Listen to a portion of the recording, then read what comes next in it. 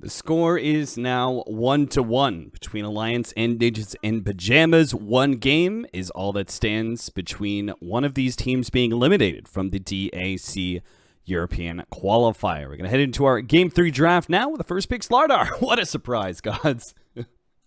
Well, once again, not banned, always first picked. That is some hero. I mean, it's weird. It's like never a hero you look at in the game like, oh, that was such an OP hero, but he is just always reliable, always there.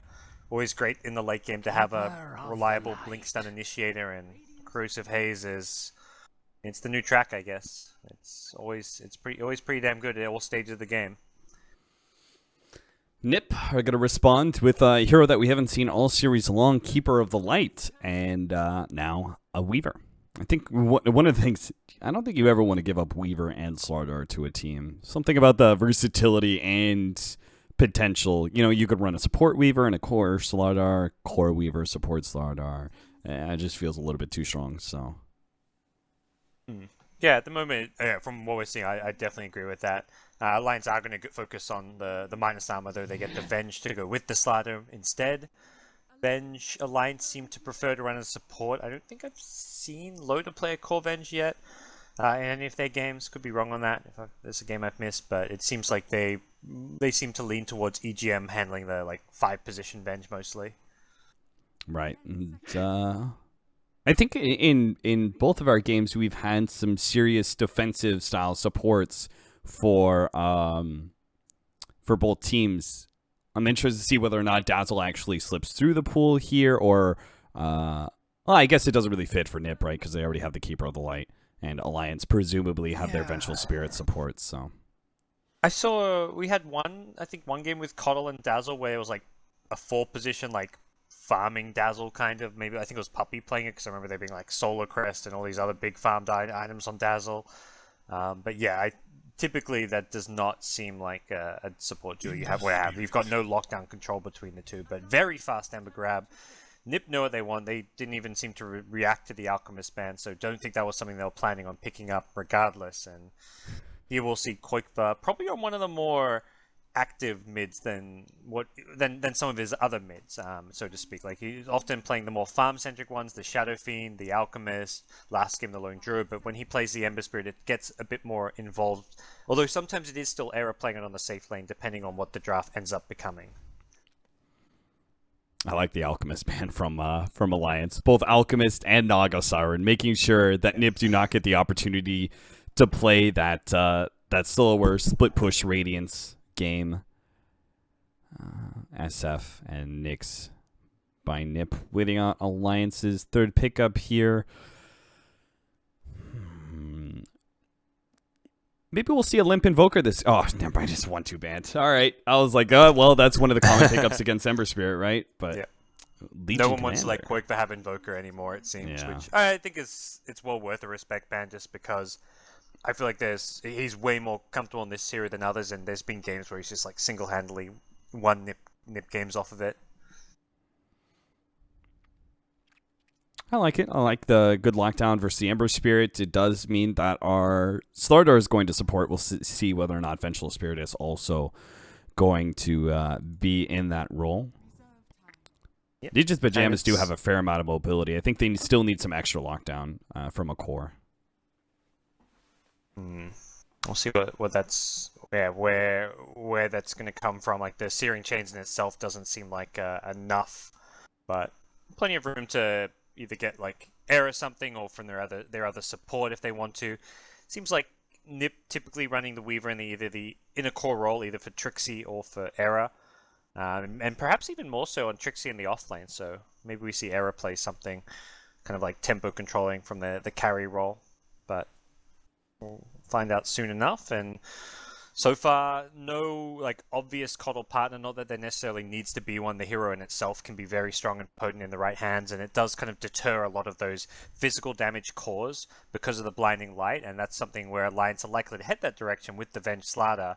But Lifesteal is still in the pool, and that to me is perhaps something that Alliance are eyeing off.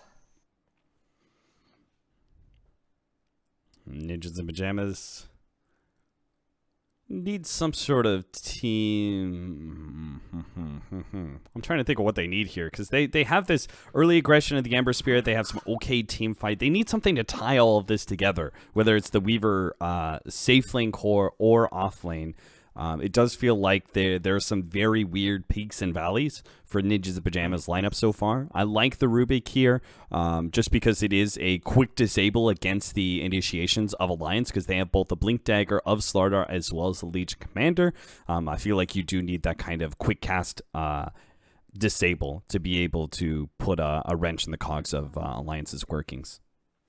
Slider's the kind of hero, like when he Blink Crushes in, you want to have some hero, like a support, like a Rubik, who's not getting hit by the crush, who instantly lifts him so you can kill the Slider. Because of the short cooldown on the crush, you don't want to let the Slider survive his initiation. Even if it means whoever he crushes gets blown up by like a Slider lifestealer or some follow-up from whatever else it may be, you need to punish the Slider when he initiates. So, yeah, as you kind of mentioned, Rubik does give you that possibility.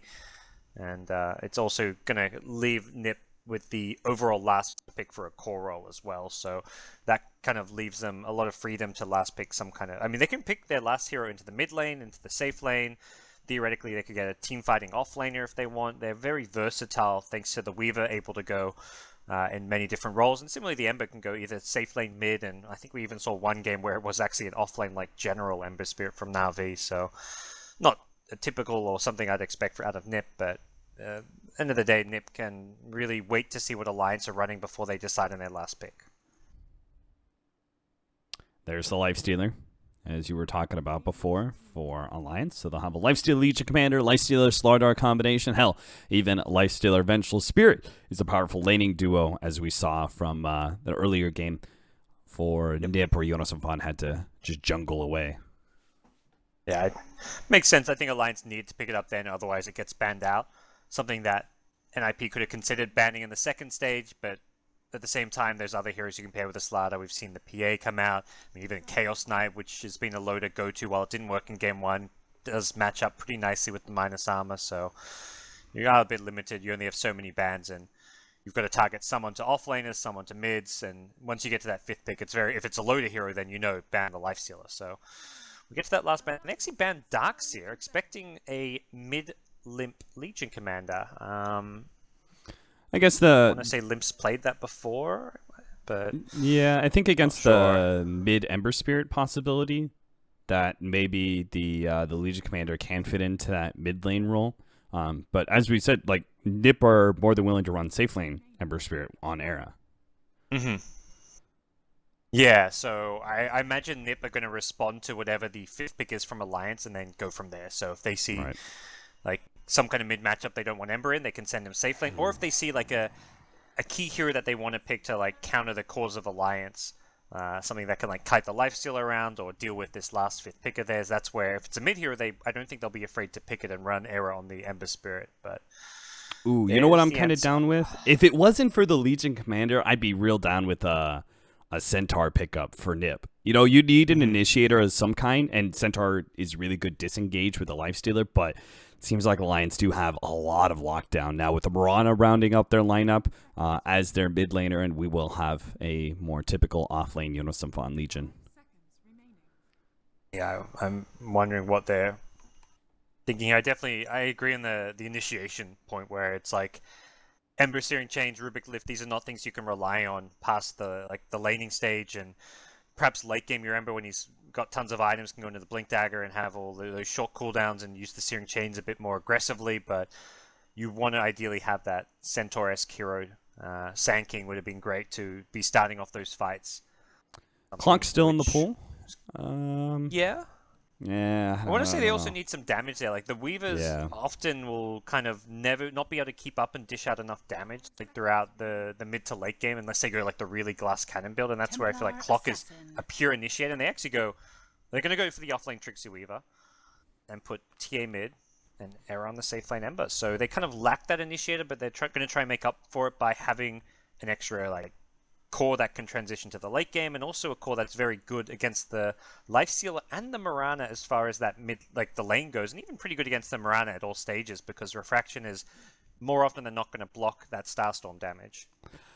You know, gods, I'm down with the Templar Assassin versus Lifestealer and Marana and even some of these other heroes, but I am not feeling the distinct lack of initiation here in NiP for Game 3. I don't know how you feel about it, but I look at Alliance's lineup and I'm thinking it's got a lot of synergy with each other. This also seems like a very easy lineup to run in a stressful Game 3 where you could get eliminated. You know, it's a Lifestealer Legion Commander, Lifestealer Slardar Bomb. You know how to run that. You know how to play out this Marana. Team fights and mid-game and even the laning phase does seem to be Alliance favored, and NiP are going to have a very awkward, like, they have a lot of pickup potential and they have these weird power spikes where they're good at it when a certain item is picked up, but I think for the most part Alliance should be winning the first 25 minutes of this game. Yeah. I think it's a very tough game to play Ember Spirit against all the lockdown and control. The magic damage isn't going to be all that useful against the Lifestealer, and one stun could just instantly be the death of Era with all the physical damage flying around. So very tough game for him, and I'm definitely in agreement over the lack of lockdown being a problem. Whereas Alliance, I feel like this game and last game, they've found like a drafting style that works for them, because up until like in going back to that first game and in their previous series, I feel like their drafts have sometimes been disastrous. Like they've just straight up lost games on drafts or put themselves at a big disadvantage. But these two games, they've kind of shored up their drafts a bit and put Loda in a role where he can succeed, use the Lifestealer well, and had like good, nice kind of transitioning core heroes for Limp. Although the difference is it actually is going to be Limp on Legion and the offlane Marana. That is perhaps a bit of a surprise. That's not what I expected. I've been sitting here just looking at Yoda because the funny thing is Legion Commander does well against this lane, right? Because he gets telekinesis and he gets chained, but as the chain goes down, he presses the attacks and removes it. So they must really feel like the bad matchup of Marana versus Templar Assassin is so bad that they'd much rather have Legion Commander in this situation and risk Jonas Umfan's life as an offlane Marana against Rubik Ember. Yeah, I mean, that is a pretty bad favored matchup for the TA in the mid against the Marana. So I'm more just curious. I'd love to like know for Alliance if they were planning of running the Legion mid regardless of what NiP picked, or if this was like, they picked TA, let's swap it up. Yeah, because NiP expected it, right, with that Darkseer ban, even though, you know, we were kind of thinking Jonas Umfan Legion Commander, that's a classic, but maybe this was the plan all along. Cinderin could be it will be our first blood here. Alliance quickly snatch up that kill. Trixie makes his way to the same old juke spot he's been spending so much time with in the offlane. Weaver trying to get away from these counter wards. And once again, just securing their safe lane. I mean, this is really, in some ways, this is just Alliance. 2 games in a row, going back to basics. Secure your safe lane. Start with 3 heroes up there if you need to. Don't worry. And then just, with your offlaner, jungle them up. Like last game, it's just like, go Iron Talon jungle if you need to. This game, it's jungling with a Marana, so it's not going to be any Iron Talon. It's just going to be arrowing those big neutral creeps. But it really is just a more standard, easy to execute, but very effective style of play from Alliance, making sure that their safe lane is won, their offlaner gets farm and experience without dying, and then they have a mid matchup where it's at least even or somewhat favorable. This one, for now, Legion is doing very well. 8 CS to the TA 6. Early levels go very well for the Legion. Perhaps after a few more points in the refraction, that starts to change a bit, but for now, Limp is having a great time. Yeah, really putting the pressure to Koifa. He's going to be forced to burn through his first healing salve here. Jonas Umfan's doing okay as the offlane Weaver. It's just Trixie will have a harder time. This seems almost where Trixie thrives. So when he's got those really tough laning phase matchups, he can play a very elusive style game. Cinderin has given up on helping Trixie. He's going to spend all his time in the jungle, it seems. Yep. No big surprises there. Won't be able to get to the haste rune in time as Jonas be slightly off the mark with that arrow. But again, it's Hanskin rotating in on this top lane. Trixie needs to be very careful about how he plays this one. Observe what is there, but Hanskin actually walks into the creep wave, so he should be alright here.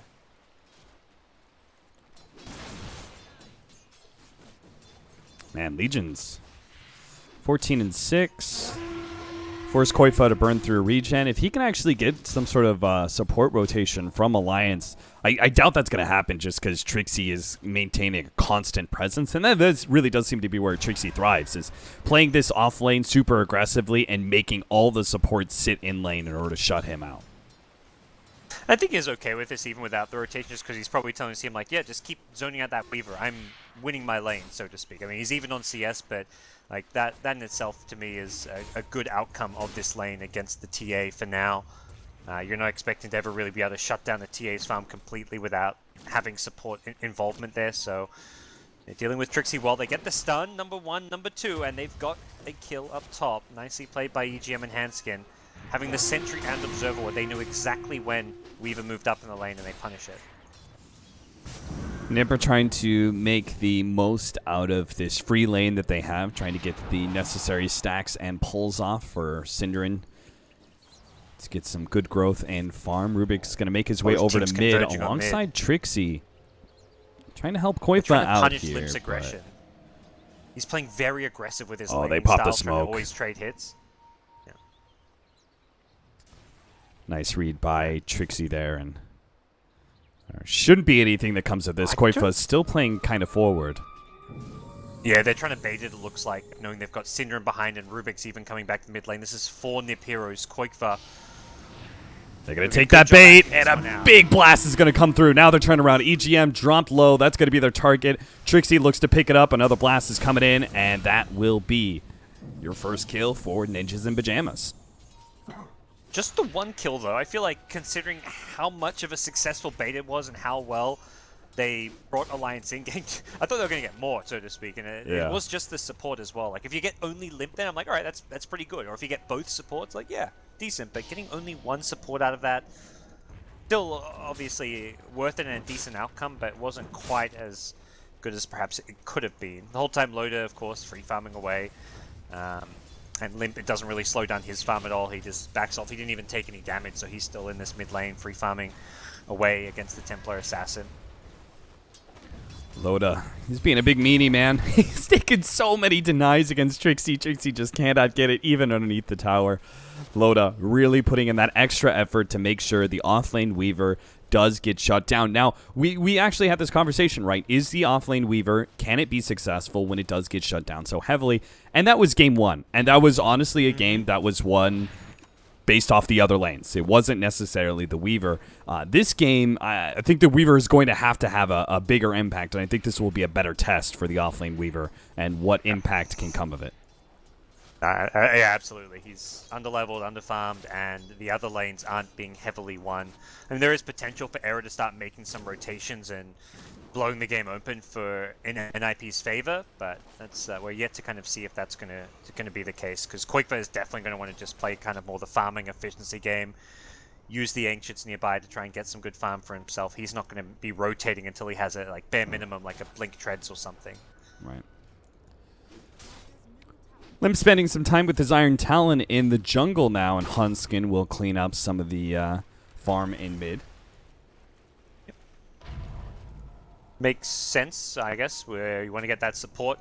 Level 6, you've got a mid laner who can farm equally well in the jungle, so may as well bring him back there. And doesn't really look like Alliance are trying to make any rotations. They're going to be going for the Midas on Loda again, it seems. Hasn't committed to it just yet, but I think based on last game's success, Alliance are happy to play at this kind of slower, more farming tempo early on.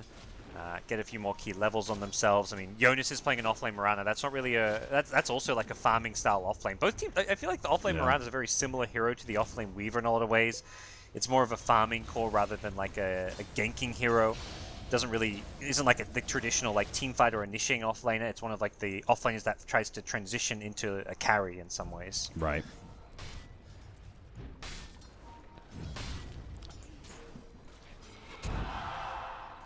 Qualifier does have the backup of 2 supports. They have the counter ward in place, so that freshman ward gets taken out immediately. NiP are going to be a little bit low on vision all around. Ooh, he's got a couple of ancient stacks lying around, which is definitely handy. Something they prep for him with this DD rune. I imagine he wants to just use this to farm the ancients. There's not really any good kill opportunities, perhaps with a Rubik lift out of a smoke or something, but if anything, you'd rather like use your DD to farm an ancient stack than to kill a support, for example. So I think Qualifier, the efficiency plays, he just wants to keep on farming.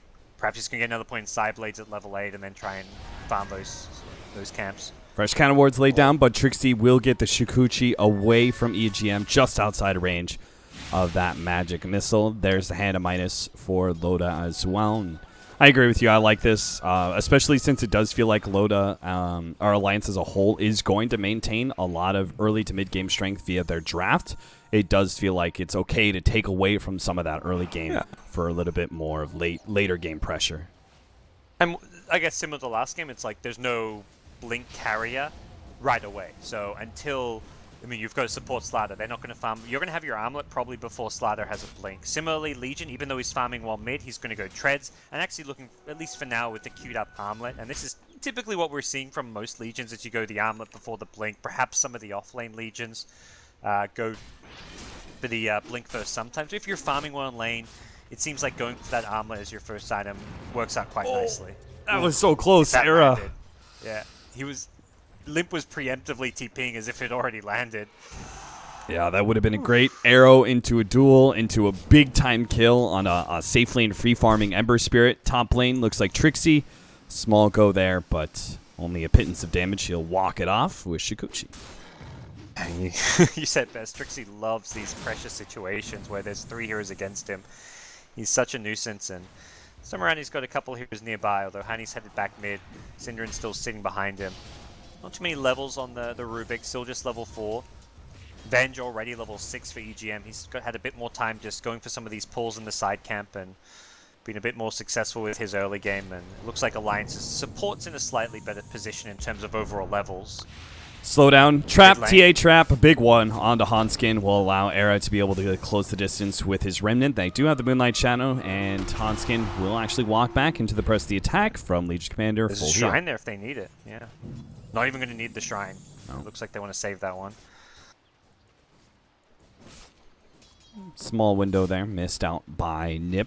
Their attempt to rotate the Ember Spirit and finally make this hero a bit more active.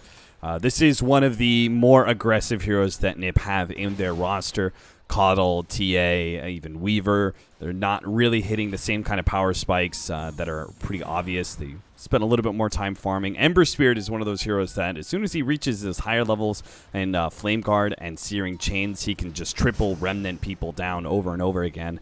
So Alliance do need to play a little bit of a dancing game around that hero. It's a little bit worrying when that first Ember rotation achieves nothing. Like, you're expecting that Ember move mid to almost guaranteed get a kill. A hero like a Slater who doesn't have the best escape shouldn't be too difficult to take down, so the fact NiP misjudge it and don't even have the damage to bring him down, perhaps a little bit concerning. Even though their TA is still farming very well, and it's going for, the Midas as well, so it'll be a full-on Midas game. Trixie, you had a free out there, but he time-lapsed back in, and since the corrosive phase is on him, he's done. Mid lane, Limp and Jonas some fun, they're good, okay, never mind. Alliance is apparently going to be able to pick up kills on cores all around the board and not be punished for it. Yeah. So, we like the lifesteal Midas. What do we feel about the TA one, man? I'm not a fan. You're not? Yeah, I didn't think I was. I wasn't really either. I think this hero just, you get the fast blink, and then you pair it with the Ember. Like, the Ember rotates in, Remnant, Searing Chains, TA blinks on, easy kills. Like, you want to hit that blink deso timing at the earliest possible moment, so I don't know. Not a fan either. Yeah, NiP. I think they tried to match Midas for Midas last time, and a part of it is like their draft doesn't allow them to be super aggro. As you said, they don't have an early blink carrier or something like that. Could have threatened the Lifestealer. And I could see Koifa's thought process. You know, he has to match this Lifestealer in many ways. He is the counter. But I would have preferred them trying to be a lot more aggressive and punish Alliance. Koifa's now going to be caught by a smoke rotation. Presumably not going to make it out of here. Blink would be nice, but his Hand of Midas won't save him here. And that is a easy Roshan to follow this one up if they want it. Doesn't look like they're going to go for it. Maybe not an easy Rosh. I mean, they've got amp damage, they've got Lifestealer, but also you're giving up space elsewhere on the map, and perhaps they're going to find an additional pick-off if NiP aren't careful here. Oh, the Invis Jewel. They've got him. Limp's got him. Corrosive Haze. Oh, he buffs the time lapse, but he's still right there in the same spot for Limp to collect the duel. Eric gets spotted out by EGM, but he will manage to get away. Still, though, a win for Limp. He gets his first duel damage. Yeah, this is looking very good for Alliance with the Life Stealers farm. He's starting to get active now. As kind of mentioned, you go for the Midas first, you still get this armlet at a good time where you can make movements when your team's a bit stronger. Like Slaughter just having levels. He doesn't even need to have the blink on Handskin, but just having that level 3 sprint with level 4 crush has meant he's got that bit of extra mobility and gap close potential. EGM's got the swap and is level 8. Just feels like Loda's now choosing to fight at a time that's more opportune for the Alliance squad. And maintaining, often the problem is like you go for that fast armlet and if you start TPing around and smoke ganking with your team, your farm falls off heavily, but having the Midas gives him at least some farm assurance even when he's trying to fight. Yeah, I really like this hand of Midas. When you have a support Slardar and you're not going to be threatened in the laning phase, it just feels like your timings match up a lot better. The off-lane Slardar would be like, okay, I've got my Blink Dagger and you only have a hand of Midas. That doesn't really feel effective for our duo. But as you said, the still gets an armlet pretty quickly. Still going to make use of this combo. A lot of teams like with their life steals aren't running tri-lanes with him. They're putting him in a 2v2 lane where he's getting contested, or even sometimes you see these like solo life steals with 2 roaming supports, and those are situations where the Midas probably doesn't work as well, but Loda gets the full dedicated tri-lane treatment. So it seems for Alliance, I think other teams wouldn't get away with the Midas, but for the Alliance with their support playstyle, it works out better. Qualifier being sure to place a Templar Assassin trap inside the Roshan pit, says he knows Alliance could be doing it anytime soon. A smoke up from Aaron. Hani's going to run into Jonas Savant. That's a pretty big kill. They use their steering chains, going to double the remnant. Jonas Savant can still get out. In fact, a long leap does get him some distance. There is one more remnant there. Era's out of range with this Flame Guard burn, though. He's got 34 HP. Meanwhile, top lane, looks like they're going to be able to kill the Templar Assassin. That's a big one. Almost catching Trixie as well, but he managed to get the time lapse away. Bottom lane, tier 1 tower may be dropped here, but NiP really wanted the extra kill on top of that, especially... Oh, the arrow misses too. Rubik tried to catch him unawares. Limp gets the deny. It just seems to rack up for Alliance here. NiP loss after loss. They're not executing their ganks. So we saw it earlier where the Ember TP's mid, Remnants in, doesn't kill the Slaughter. Now it has same story at bottom lane. I don't know what, they're just somewhat like not bringing enough heroes or just not having enough damage. I mean, I think a part of it is their lineup. Like Coddle can't really be there. He's not the easiest hero to rotate with an Ember and keep up. Landing an Illuminate, you'd have to like pre-channel. It's hard to hit the Illuminate on heroes except when you're defending. So they just don't seem to be able to find these key kills that they need to be getting. And I think a big part is if Qualifier had gone for that fast blink, he could actually be pairing up with the Ember Spirit to fight and find these pickoffs. But the end result is it's Alliance finding kill after kill. They are on a roll right now. Is he going to die this time around? Does get chained up, so they're not going to chain their disables, especially with the arrow that Hani still had stolen. Nice steal, yeah. It does slow down that Aghanim Scepter. The Blade of Alacrity was coming in pretty quickly, and that would have finished off the Ags for Mirana. We'll have a slight delay on that one. But still, he is transitioning into a core, like you said. Yeah, and the nice thing for Alliance with their farming offlaner who's going to be more of like a traditional carry in some ways is they've got a 4th position Slaughter, so they've got that guaranteed initiation even with a farming offlaner, whereas for NiP, you've got this offlane Weaver where you're lacking initiation, but your supports don't provide that initiation. Rubik is, I mean, he's not going to have a blink anytime soon, and even a blink Rubik is not really comparable to a Slaughter and what he offers as an initiator, so it does feel like Alliance strategically are going to be just fine having, and if not in a fantastic position in the late game, having these 3 cores with a Slaughter.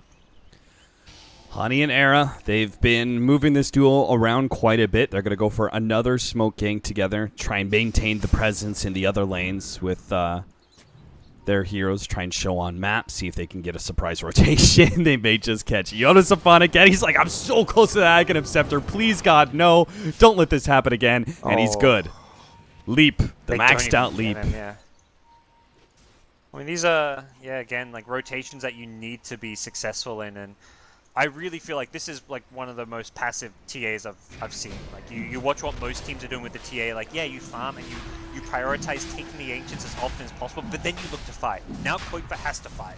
Oh, Alliance, are you going to throw away this game in a Roshan attempt? They had an Invis Templar Assassin, now they jump in, a big hit, and a Blinding Light push out! Qualifier snatched up the Aegis, and now it's cleanup on aisle 6. Ninjas in Pajamas are going to take 3 heroes of Alliance, take their Roshan away. They even killed the Rosh itself. itself. So they got everything out of that engagement. Everything you could possibly hope for NiP. This game just got blown wide open.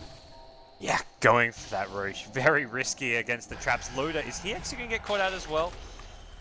Doesn't look like it. Trixie is just going for the style plays, but he needs to be getting out of there pretty soon with the Mirana in hot pursuit. But they get towers to fold this one up. They've still got the Aegis to play around. Oh, Trixie. Fantastic sequence of events. Oh my god, he's actually getting away. He managed to shoot Kuchi ahead of that crush. The corrosive haze is going to last for a really long time, so I don't think he's making out of here. The blink will finally catch up, and Hanskin will lock him down. So Trixie and his style plays on Loda does actually turn into a death on him. Loda's now going to be caught, but he does have the rage. No TP, though, and a corrosive haze stolen up by Hani means they can rip him apart with the physical damage of NiP. Alliance, they're falling apart here.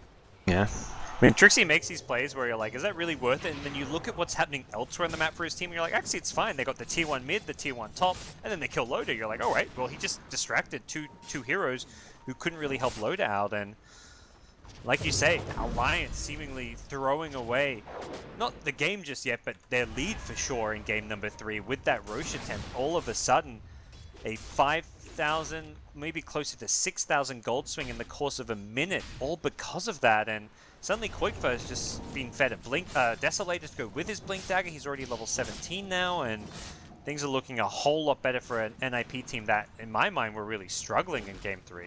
Yeah, I thought this was going to be a quick and clean closeout here for Alliance, but the road's pretty bumpy now.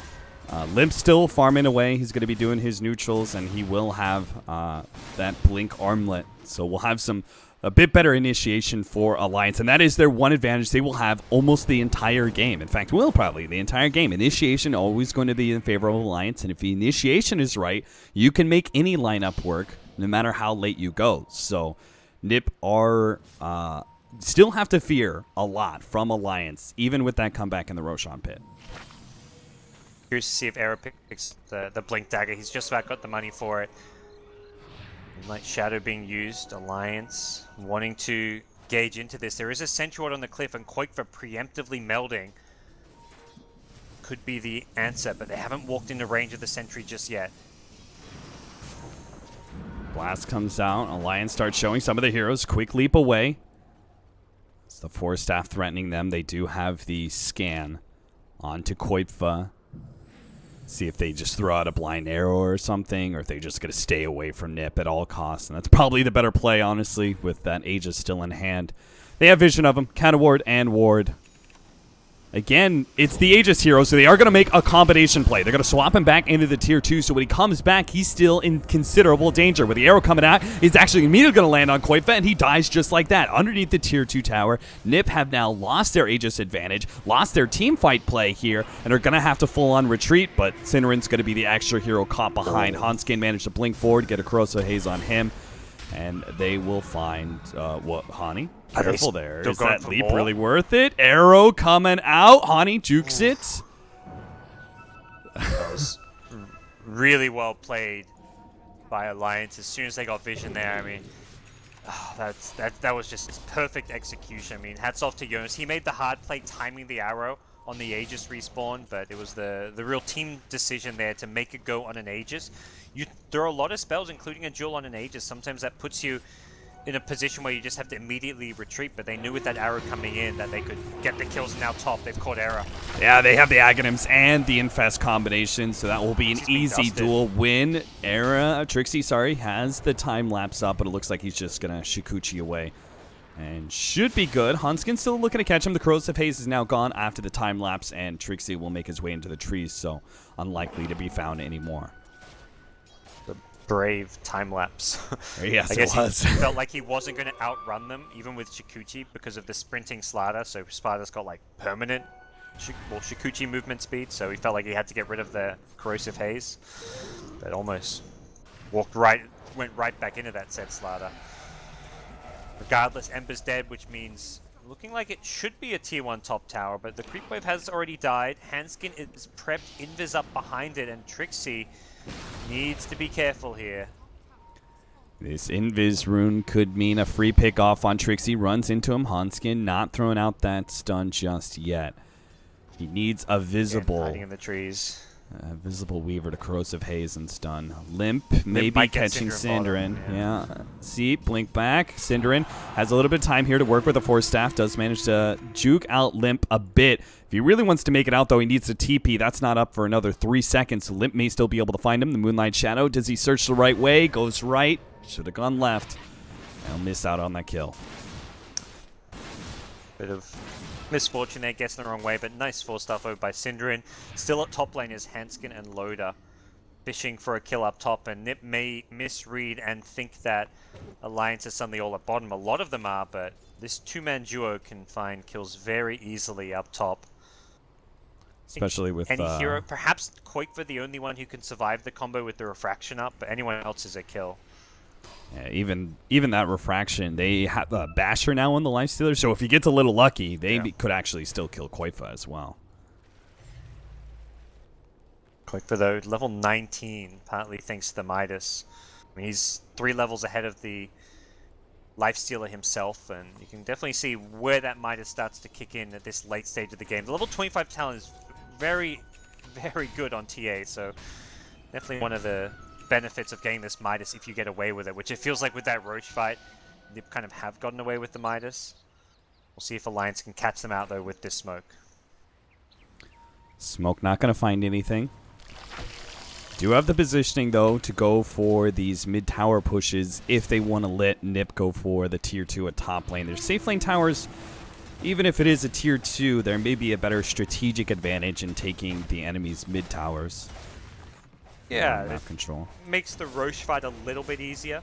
It's still tough because of that shrine around the area, but that shrine doesn't give vision. That mid tier 1 tower just means you know that there's not going to be enemies able to like move through that mid lane and flank you, since you can always see what's going on around that area. But right now both teams posturing for it. I like NiP's position at this stage because they've got the trap vision, which they can, well, in theory they've got trap vision. They need a, I think something like we saw Dendy's TA when he was playing the other day, he had traps covering the map. Like every possible trap was like spread within like maybe like 500 range of each other. Era caught out. That a crush and a bash. And Era gets exploded by the Alliance duo. Yep. And they're looking for more. I think they realize Trixie is in here. Do you catch him with the crush? He gets off the Shikuchi. Still has the time lapse too. He's trying to get away from Hanskin. Throws out now the time lapse into the Shikuchi. Will manage to get away. Alliance are rapidly coming in here. The arrow. Ooh, Jonas Sampan does get a leap out. Burns a little bit more of his mana as a result, though. Limp trying to make the initiation on the backgrounds. Not going to find it.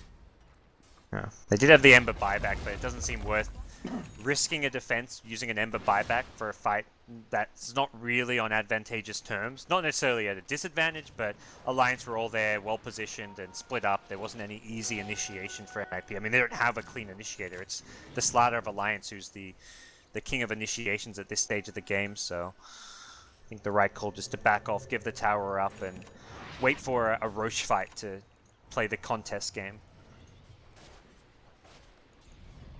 Roshan will be coming up in a minute here. Last time around, it was a big win for Ninjas of Pajamas, but I doubt Alliance are going to make the same kind of smoke play as they attempted last time. They do see Jonas and Fawn thanks to this ward right now, so this smoke, they may be able to find a decent initiation here before Roshan spawns. They're going to blow up Jonas and Fawn. They do also see Hanskin. May still be able to get the hold on him, but Hanskin does have backup. They're going to have Limp coming in with the duel. Now the follow-up. Qualifier, he jumps in, but underneath the shrine, he can't actually output any damage, so they manage to pick up 2 here, and maybe Trixie as well. He runs out of Shikuchi, has a time lapse up, now Corrosive Haze, and ho-ho-ho! That double damage, Limp. Well, Pow! That Legion Commander hurt. That was some serious physical damage coming out from him, and killing the TA. They can take these last couple out of towers, theoretically. The top creep wave needs to push a bit more, but that's 45 seconds. Potential Roche as well. They're leaving the Alpha Wolf in there, so they'll scout that out immediately. I think they'll probably prioritize Roche over all the tier 2s, knowing they can finish the tier 2s with an Aegis. So we'll see where they go after this tier 2 mid lane, but really big win for Alliance. That team fight victory comes at the perfect time, and it's so dangerous playing at the Shrine. It wasn't even the heal, it's the fact that the Mirana who gets picked off can instantly buy back and TP in, and anyone else who dies can buy back TP in as well. It's effectively the same as fighting underneath a tower. With instead of like attacking like a tower, it heals your team and acts as a TP point, much like a tower does as well. So, very, very bad fight for NiP.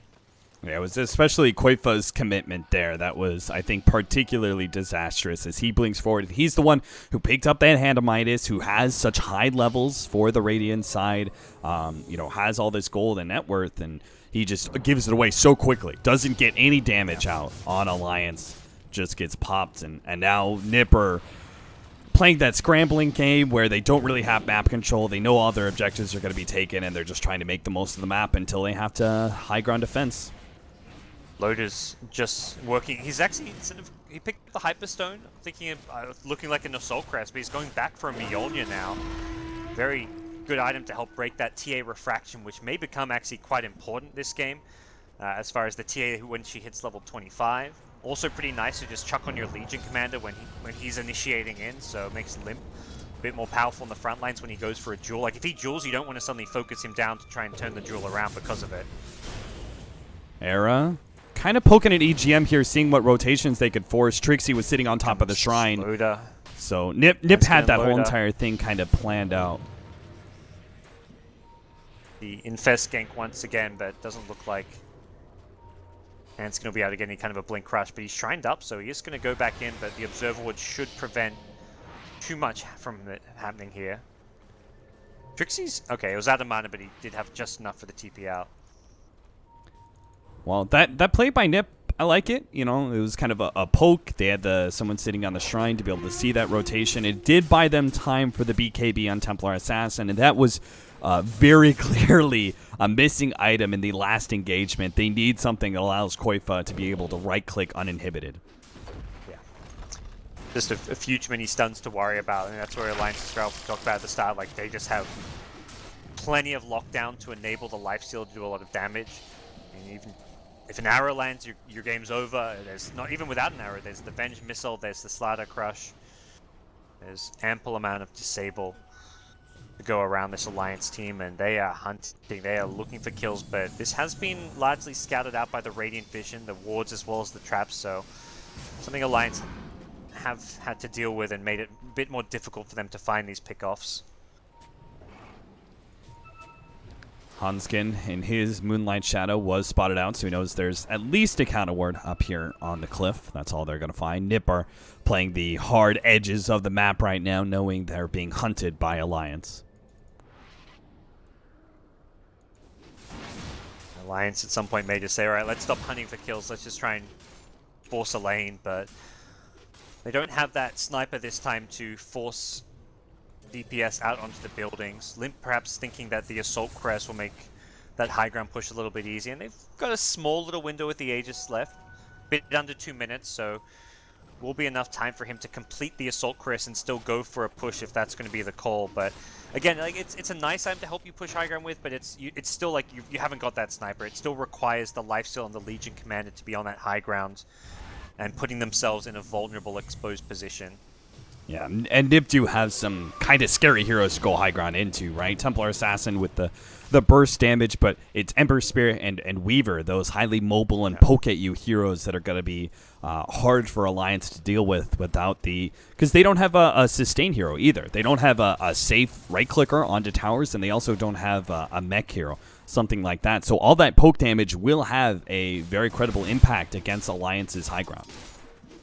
Yeah, and their best bet's probably just going to be putting Loader up there like for a couple of seconds with Rage, have him back off before it wears off, because even just a telekinesis could pull you deeper into the base and cause problems. But Jonas leaps forward, gives the leap attack speed, and NiP weren't even in position to defend this. They had 3 heroes top.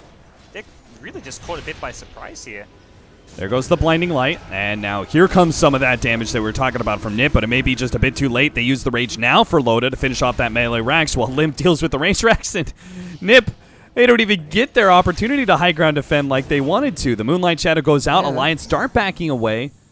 They'll be good, though.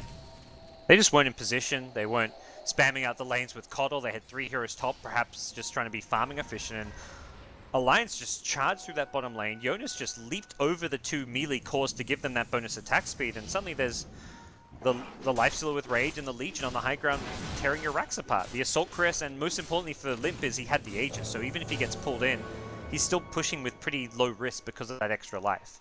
High ground pushing without the Aegis now gets a little bit more difficult, but really great timing by Alliance. They found a tiny window with AC and Aegis to get a lane of racks. Are they going to go high ground again while Ember Spirit has Boots of Travel on cooldown? Ember's not going to threaten to take a Rax. It's no. Annoying, but you pushed way faster. All right, he's going to jump back to his Remnant. I didn't see he had one, but Limp, half health now. That Desolator chops beginning to do their work. Qualifier going to commit here. Blinking forward does get the Meld Strike, but Armlet Toggle keeps Limp alive. Now Trixie's the target from Loda. Does manage to get off the time lapse just in time. Qualifia's BKB is wearing out. Alliance, they're not feeling good about the turnaround, though. They're going to try and back away. Hanska's going to be caught. Nice blink forward by Hani, catching him with the Crush. They lose a support. They can lose a core. Loda has the Rage still up. Managed to get off the chains. He doesn't have an Infest, though. He's going to have to play purely off of Armlet Toggles and press the attack. There goes the press the attack, taking off that Mana Leak. They're pursuing a little bit deeper. Tried to Armlet Toggle at the wrong time. Right as Era blinked in. Got some Flame Guard damage. And actually does manage to get that extra core kill. Yeah, we can see there the high ground NiP defense that we were talking about. It felt like, okay, they just... Where is this high ground defense? We talked it up. They took a free Rax at bottom, and it felt like they were taking a free tower in mid, but then the jump came, and they managed to get Limp really low. The problem with Legion Commander without the Aegis has to play a bit defensively, and once he's on that tier 3 tower, he really exposed himself and kind of forces the rest of Alliance to go into a fight to get him out of there alive. And ooh, a Yules into an arrow. That's a good combination. Magic Missile as well. The Blinding Light bounce back, though. That stopped Limp from being able to close the distance for the duel. The chain stun that was required. Now he's going to be stunned up. Hani blinks in, hits the Crush, so it's stolen away. Limp is almost dropped here. Qualifier makes the commitment. They take him down. He may have to buy back here because the fight is still going to go out. Hanskin pops his BKB and does manage to get away. Trixie hit by another Magic Missile, but a blast is coming in. It's going to heal up Trixie and hit Jonas and Fawn pretty hard. NiP are going to have their chance to still take that full lane of Rax at mid without the buybacks, but there it is. Legion Commander's buyback has been forced, and that's all NiP really wanted anyway. That was some great plays from Hani. We've carped a bit on the NiP lineup, like lacking initiation, and that's going to really cripple them in the mid-late game. Well, he says, I'll take the Slatter's initiation, steals the Crush, gets a great Blink Crush on multiple heroes, and then after he's stolen the Crush, he gets to press the attack, puts it on the TA to give her a ton of attack speed, and Qualifier does a lot of damage thanks to the Rubik with the lockdown as well as the press the attack, so really nicely played from him, but it's still a Rax advantage for Alliance, and you've got to imagine Alliance will be eyeing off that next Roshan with the Slatter, Venge, the minus armor, the Lifestealer. They can kill it very quickly, so NiP need to stay proactive on the map, need to get vision up, get these lanes pushed out if they want to be able to contest that one. All right, gods. I don't usually like to talk about items too much. I feel like a lot of it is personal flavor, but Qualifier here, there's 3 items I think that are potential choice, right? He could Butterfly, Daedalus, or Bloodthorn. Your thoughts? Yes. You may not have the opportunity to talk about it because we actually have a smoke on both sides. Let's see what happens here first, as the vision advantage will go Alliance's way. No longer daytime. No. Qualifier really needs to get traps up. I feel like there's a severe lack of traps on the map. That's an expensive courier. Yeah, that really was. Was that the Butterfly? Yes, it was. Yeah. So between those items, ooh. Yeah, your thoughts on Butterfly's evasion versus the heavy burst damage of what Daedalus would give you? Yeah, I'd normally say I really like the Bloodthorn, but I don't like it against Legion Commander, so I think that kind of rules the Bloodthorn out a bit this game. Mm-hmm. But I mean, I guess I would defer to the player here just because I'm not familiar enough with the TA, but I think I would lean more towards the Daedalus. Like, he just needs to maximize his damage output during a BKB rather than worry about surviving. Rely on the refraction, especially the level 25 refraction talent, to stay alive. Yeah, I'm with you on that one. I would normally say 100% Daedalus was his next pickup, but he surprised me with this Butterfly, or attempted Butterfly, which is now missing for this next engagement because the courier got picked off. And he has no buyback. He's not level 25, which makes a big difference for him. This is a tough timing. And most importantly, there's an Aegis on lane. if they can break that Aegis for free, if they get a cheap Aegis, that would be fantastic for NiP on this high ground defense. And with Limp low, they really have to kind of back off. They haven't got that heal or sustain for the push. He's trying to lifesteal his way back up, but that's a slow and steady endeavor. Yeah, it's kind of rough for Alliance to initiate with press the attack stolen by Hani. He's only got it for a little bit longer, but you know, just like how the Bloodthorn is not a good option, right? Some of these instant disables on some of these heroes can just get countered right away by press the attack. The Qualifier, perhaps lucky, will be able to buy time for that courier to get his butterfly back. I mean, it is very single target right-click damage focus on Alliance. Like the butterfly evasion will be very useful in that sense. Not to mention, like, some attack speed is a slight source of damage output, but nowhere near comparable to a Daedalus. Vengeful I Spirits just don't feel like he's gonna be like a huge damage dealer against all this, like against the Shivers on Mirana, against the AC. And they've got a Vlad's too, the Ventures of Vlad's. That's a lot of armor being stacked up. He may actually lack damage output in these fights. Yeah, we've seen how long it takes for him to eat through the Legion Commander or Lifestealer when he's gone on them. A Butterfly's not going to help out that much, but we'll see. He does have some other sources of damage. Trixie with the Diffuser Blade and is finishing up a Lincoln Sphere pretty soon. I think Alliance are going to change their approach here. Looks like they're trying to position EGM for a swap into a Slardar Crush. He goes for the wave, doesn't see anyone for a swap though, but there we go, gets Trixie. Duel back, but a stolen swap by Hani. Maybe they can save Trixie. Not good enough. Hani almost dies from that as well. They do manage to get the range tracks, and an instant buyback comes out from Trixie.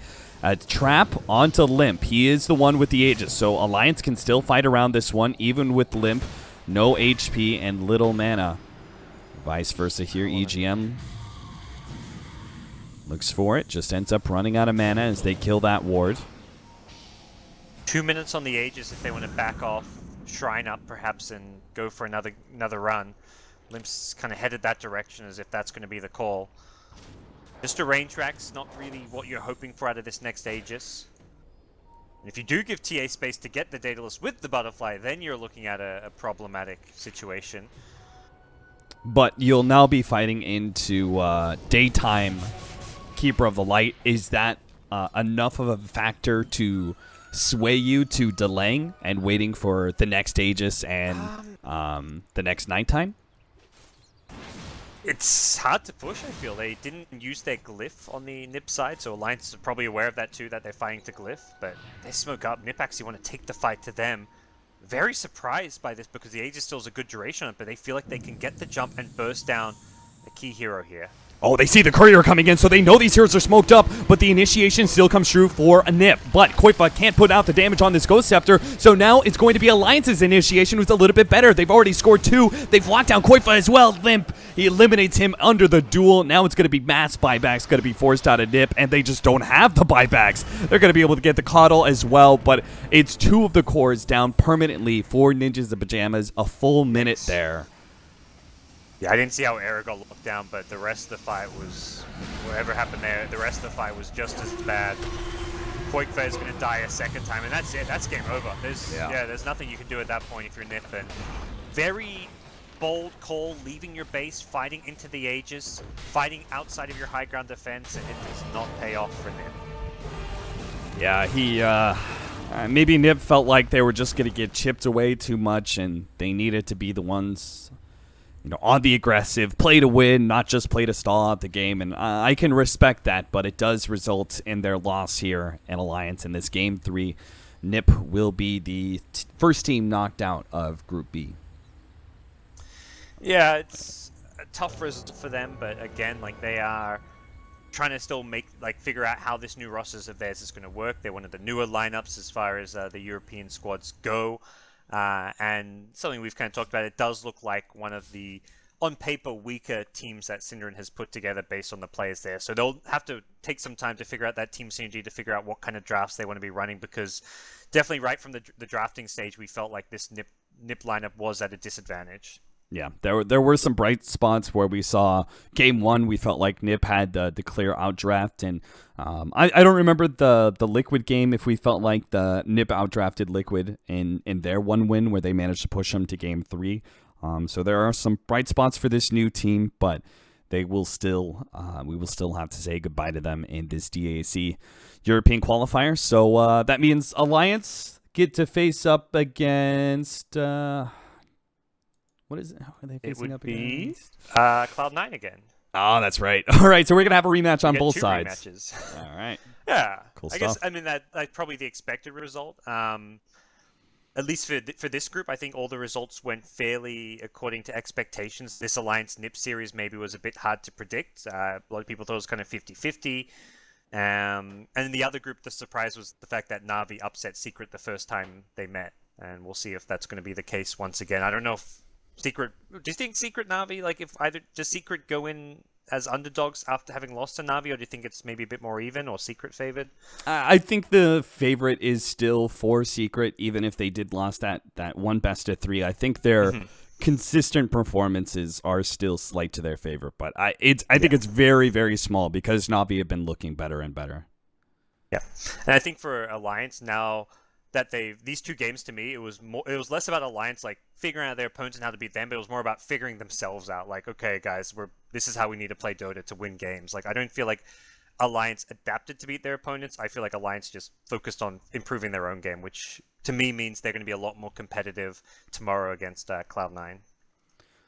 All right, guys. Well, that brings a close to the European qualifier for today. Will we be back tomorrow at 15 CET for Secret versus Na'Vi, as well as Alliance versus Cloud9, the two rematches to determine who's going to be the second team from each group heading into the double elimination best of three playoffs. So we'll hope you guys will join us then. There's also the NA qualifiers that are also going to be going on, so be sure to check that out.